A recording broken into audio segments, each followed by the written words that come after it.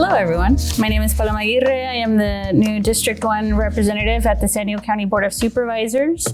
I have been in office less than 60 days, 8 weeks. And not to give away the punchline to this presentation, but yeah, there's been a lot of progress made, but it's not enough. And as you will hear and have heard, our families are getting sick. They have been ignored for far too long. And despite all of this progress, the situation is the worst it's ever been. So just give away the punchline to begin with. As someone who has actually been part of that progress since 2005, I used to work for a local nonprofit called Wild Coast. I was a volunteer. That's how I became involved and started to learn about this cross-border pollution crisis.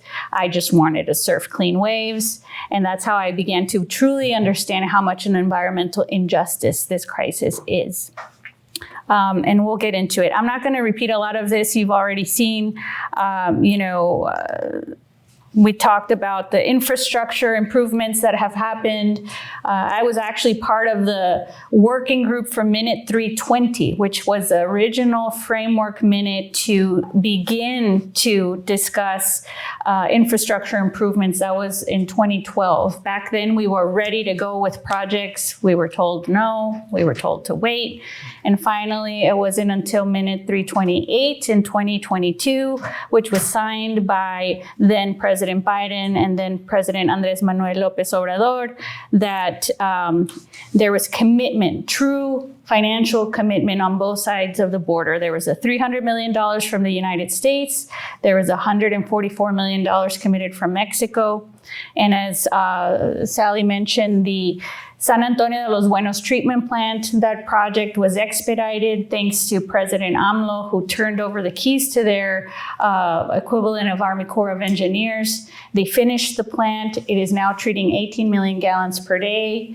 The International Wastewater Treatment Plant now has $600+ million allocated to not just fix it, because we found that it was in a terrible state of disrepair, but now it's going to be repaired and expanded to double its capacity to 50 million gallons per day.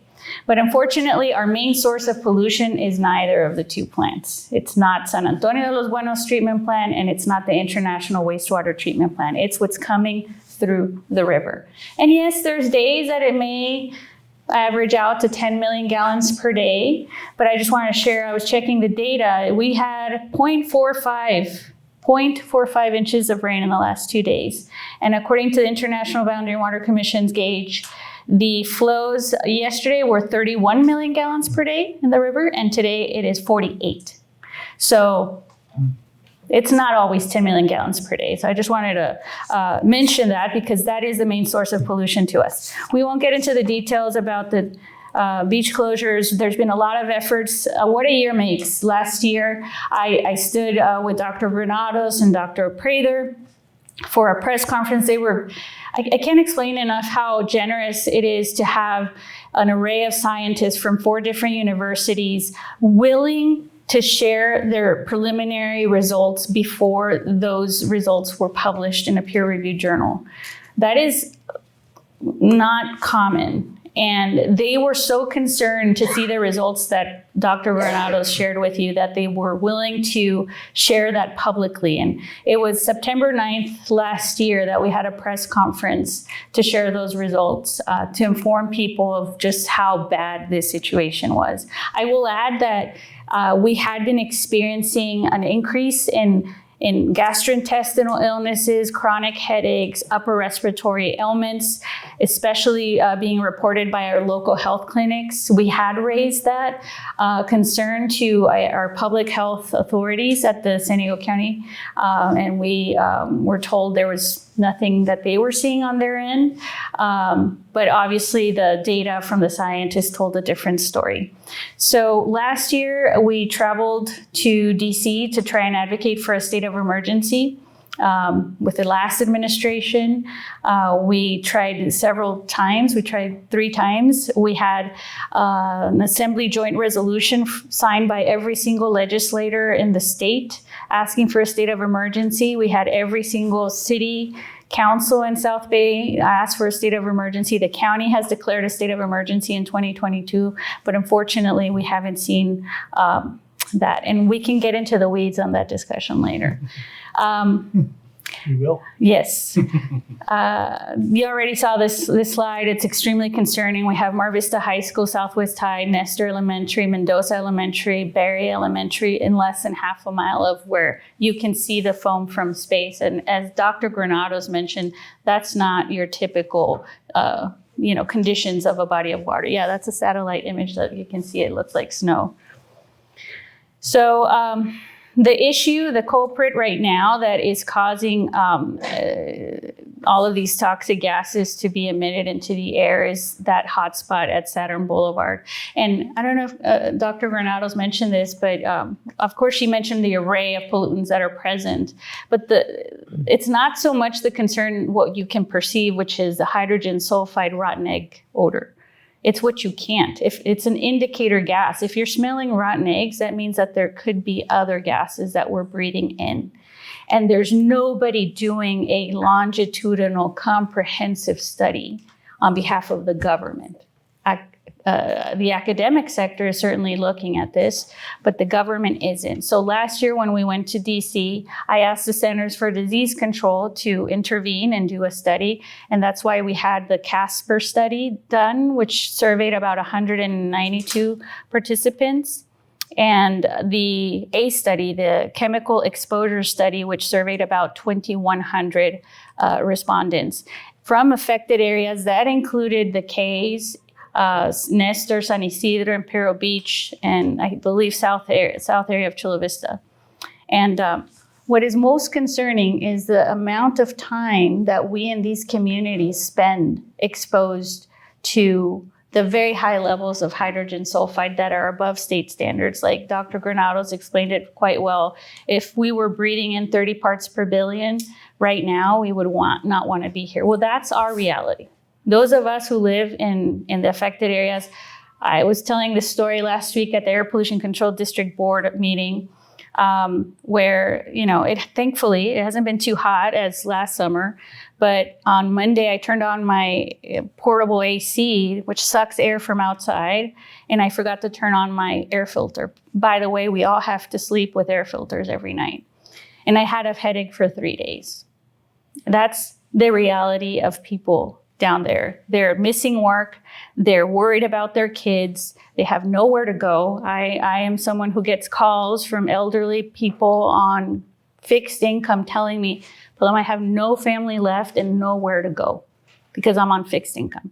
I just want to reiterate and emphasize how big of an injustice this is and how urgent solutions are needed. Now, we talked about the treatment plant at San Antonio de los Buenos, 18 million gallons per day. That's great. Is it treating enough? No, because whatever's coming through the river that is not being captured and diverted south of us, south of the border, is going straight into the ocean with zero treatment. So like I said, neither the San Antonio de los Buenos treatment plant nor the treatment plant on our side are capturing what's coming through the river. And what's coming through the river can be anywhere between 10 and 25 million gallons per day, either at the estuary or just 5 miles south from us. But it's going into the ocean untreated. So I already mentioned this, all the different agencies that have supported a call for a state of emergency. Unfortunately, the state of California has not yet, neither the federal government. Just a couple weeks ago, the board, was it a couple weeks? The board, no, it was more than a couple weeks ago, but the Board of Supervisors sent a letter to Governor Newsom renewing our call for a state of emergency declaration, given that we now have the ACE study, we have the CASPER study, we have San Diego State University's study. So now we have a lot more evidence of how bad this public health crisis is. Just photos of the effort. So yeah, so I wanted to talk about what we've done at the county. So as I mentioned, there's nobody doing a longitudinal epidemiological study. So that is one of the first things that as soon as I took office, we considered and had unanimous approval from my entire board to conduct an epidemiological study, which we're going to launch as soon as possible. We're also going to launch an economic impact study, because even though that's less concerning to people's lives, it's still important, because we have anecdotally a lot of local small business owners that have shuttered their doors. We hear continuously from realtors that their property values in South Bay are decreasing. People who have short-term rentals have seen a decrease, especially in the last 2 years.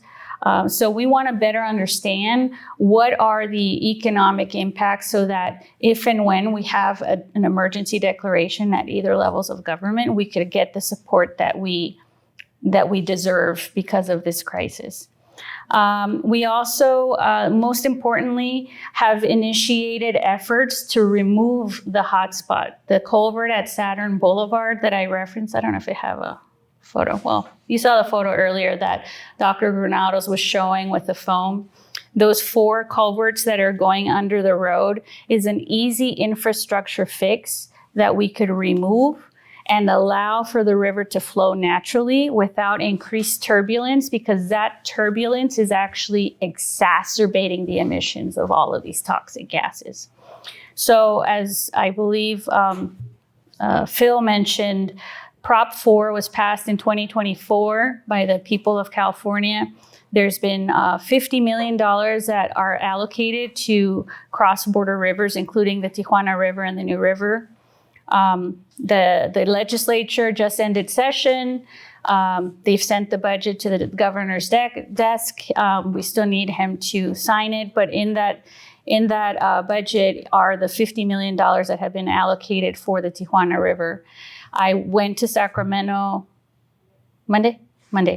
I was up in Sacramento to meet with the State Water Resources Control Board. I met with Chair Esquivel, and then we presented about the urgent need to allocate this funding as soon as possible. But in the meantime, the county is conducting a feasibility study so that we can have this project ready to go for when that money comes down.